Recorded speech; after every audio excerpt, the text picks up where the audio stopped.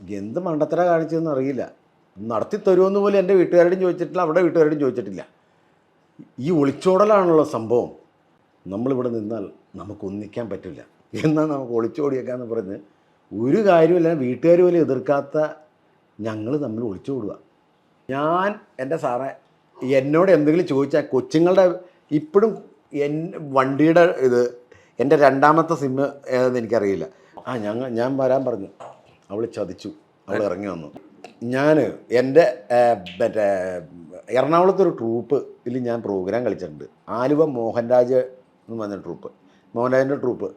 അപ്പോൾ അതിനകത്ത് ഈ ചേട്ടനൊക്കെ ആയിട്ട് ഞങ്ങൾ പുള്ളി കാതികൻ ആലുവ മോഹൻരാജ്. അപ്പോൾ ഞാൻ പുള്ളിയൊക്കെ ആയിട്ട് പുള്ളി പറഞ്ഞവർ നല്ല മെഡിക്കൽ സ്റ്റോറിൽ ജോലിയൊക്കെ ഉണ്ട് പുള്ളിക്ക്, എങ്കിലും കല ഉള്ളിൽ കയറിയിട്ട് കാതികൻ അതൊക്കെ പ്രോഗ്രാമൊക്കെ ഉണ്ട്.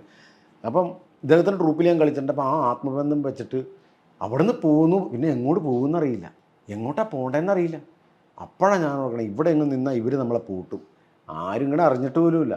നേരെ ഞാൻ ആലുവ ഈ ചേട്ടൻ്റെ അടുത്ത് ചെല്ലുവാണ്. ഈ ചേട്ടാ ഇങ്ങനെ എന്താ ബിനു ഈ പറയണേ, നീ പോന്നു, എന്ത് ചെയ്യും, നീ ഒരു കാര്യം ചെയ്യും, നീ വാ എന്നും പറഞ്ഞ് ഞങ്ങൾക്ക് അവിടെ റൂമൊക്കെ തന്ന് ഞങ്ങൾക്ക് അവിടെ താമസിച്ച് ഭക്ഷണമൊക്കെ കഴിച്ചിട്ട് നേരം വെളുത്തപ്പം വേഗം വിട്ടോണം അവിടെ നിന്ന്, വീട്ടിൽ പൊക്കോണം. ആരും അറിഞ്ഞിട്ടില്ല. പെണ്ണിനെ അവിടെ വീട്ടിൽ കൊണ്ടേ വിട്, വന്നിട്ട് നീ അവിടെ പോയിട്ട് ഇതൊക്കെ ആലോചിച്ചിട്ട് സംഗതി ചെയ്തോ. ഇത് പറഞ്ഞപ്പോൾ ഇങ്ങനെയൊക്കെ പ്ലാൻ ചെയ്ത് ഞങ്ങൾ നിൽക്കുക. അന്ന് ഫോണൊന്നുമില്ലല്ലോ, മൊബൈൽ ഫോണൊന്നുമില്ല, വീട്ടിലും ഫോണില്ല, എങ്ങുമില്ല. അങ്ങനെ എങ്ങനെ വീട്ടിലേക്ക് ചമ്മല, ഇനി നമ്മളെങ്ങനെ ചെല്ലും? ഈ പെണ്ണിന് തിരിച്ച് വീട്ടിൽ ചെല്ലാൻ പറ്റുമല്ലോ, ഇവളെവിടെ പോയി എന്ന് പറയും. അപ്പോൾ ഞങ്ങൾ എൻ്റെ നേര്യമംഗലത്ത് എൻ്റെ കുഞ്ഞുമ്മയുടെ വീട്ടിലേക്ക് പോവുക. എൻ്റെ കുഞ്ഞുമ്മയുടെ വീട്ടിൽ ചെന്ന് നിന്നു. കുഞ്ഞുമ്മയുടെ വീട്ടിൽ ചെന്ന് നിന്നപ്പോഴത്തേക്കും ഇവർ എല്ലാവരും കൂടെ കൂടി വാ മക്കൾ വാ ഇരിക്കുക, ഇതാരാന്ന് ചോദിച്ചപ്പോൾ എൻ്റെ അച്ഛൻ്റെ പെങ്ങളുടെ മോള് സുജാത എന്നൊക്കെ പറഞ്ഞ ഒരു കൊച്ചുണ്ട്, എൻ്റെ അച്ഛൻ്റെ പെങ്ങളുടെ മക്കളാണ്. അപ്പം ഇത് സുജാത, ഞാനിപ്പോൾ തിരുവല്ലയിൽ പോയിട്ട് വരും. അവർ തിരുവല്ല ചക്കുളത്തുകാവിൻ്റെ അവിടെ താമസിക്കാൻ. അപ്പോൾ വന്നപ്പോൾ ഞാൻ നിങ്ങൾ വിളിച്ചുകൊണ്ടുവന്നാ എന്ന് പറഞ്ഞപ്പോൾ അവരതങ്ങ് വിശ്വസിച്ച്. ഈ അച്ഛൻ്റെ പെങ്ങളുടെ അടുത്ത് ഇവന് ഈ രീതിയിൽ എപ്പോഴും നിന്ന് വർത്തമാനം പറയേണ്ട കാര്യമില്ല, അവർക്ക് കത്തി സാധനം. അവർ കുഞ്ഞുമേനെ വിളിച്ച് സുജാതേനെ വിളിച്ച് ഇവർ അവരെ വീട്ടിലേക്ക് വിളിച്ചിട്ട് സുജാതയ്ക്കെന്ന് കൊടുക്കാം, കൊടുക്കാമല്ലോ എന്നൊക്കെ പറഞ്ഞ് സുജാത സംസാരിക്കുമ്പോൾ അപ്പോൾ ഇത് ഏത് സുജാത കത്തിയിട്ട് നേരെ എടീ ലീലേ, ബീനു ഒരു പെണ്ണിനെ അടിച്ചുകൊണ്ട് വന്നിട്ടുണ്ട്, പെട്ടെന്ന് അങ്ങ് പോരേന്ന് പറഞ്ഞു. പിന്നെ അവിടെ അങ്ങ് ബഹളമായി. ബിനു അടിമാലിയുടെ പ്രണയകഥകൾ തന്നെയാണ് ഇപ്പോൾ വൈറലാകുന്നത്.